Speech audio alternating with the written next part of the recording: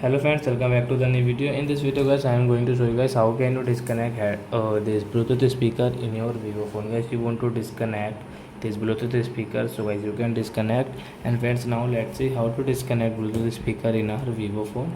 In this video guys, I am going to show you guys. So friends, first of all open your phone setting.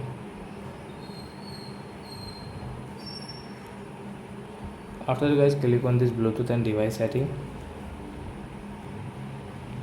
So guys click on Bluetooth. So as you can see guys, we have connected this JBL Bluetooth speaker. So we will disconnect.